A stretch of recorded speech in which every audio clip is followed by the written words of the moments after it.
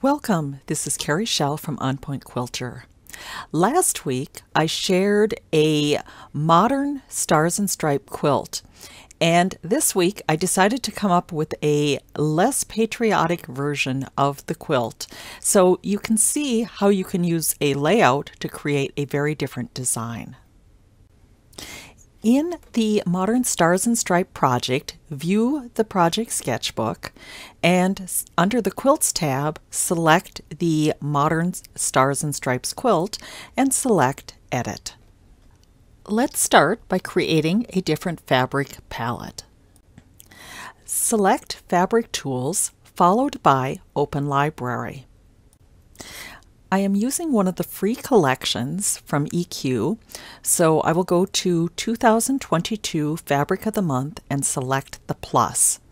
Then scroll down, and if you have already installed the collection, it will be under 07 Benartech Stitchy.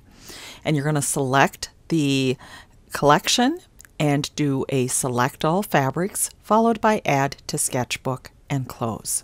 Since the blocks in the quilt were based on a 4-patch, I decided to replace them with a different 4-patch block. Select the block work table and select Open Library. And if you happen to own Block Base Plus, I decided to use that a couple of blocks from there because they have a whole section called 4 patches. So I'm going to click on the plus.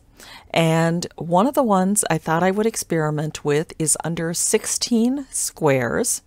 Locate the Colorado quilt block, which is 1140B, and select Add to Sketchbook. Under subcategory 13, like Dutchman's Puzzle, locate the Seesaw block, which is number 1336. Select Add to Sketchbook and close. View the project sketchbook, and on the Blocks tab, locate the Seesaw block and select Edit. Select the Color tab and color the block using the newest fabric collection, and Add to project sketchbook. Select the quilt work table, and under Block Tools, Set Block, locate the colored Seesaw block, and with the controller command key, select one of the corner blocks in the border and one of the other border blocks. Now for the center, since it is a custom set, I need to individually click on each of the blocks I want to replace. Now I also want to replace that block in the center, but that is a merged block. So we're going to need to create a new one. And so on the block work table, select a new block, create Serendipity, merged block, locate the initial center block that was designed during the last lesson, and on the right, locate the Seesaw block and select Add to Sketchbook and close.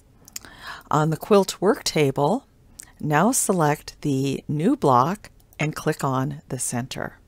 Select Fabric Tools and color the quilt, and select Add to Project Sketchbook.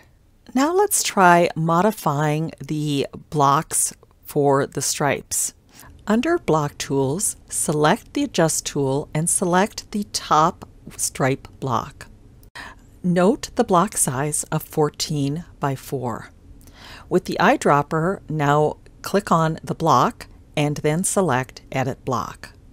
Change the block width to 4 and height to 14. To snap every inch, change the snaps horizontal to 4 and vertical to 14. With snapping options, just snap to grid. Starting at 7 inches on the left edge, draw 2 diagonal lines to create a flying geese unit. Select the Color tab, color the flying geese, and select Add to Project Sketchbook.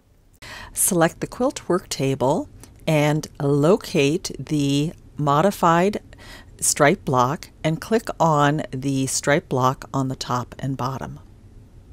Select the Adjust tool and click on the stripe block to the left of the center. Note the width of 8 and height of 4. Under Eyedropper, locate the block and right-click and select Edit Block. In the Precision toolbar, change the width to 8 and height to 4. Set the snaps horizontal at 8 and vertical at 4.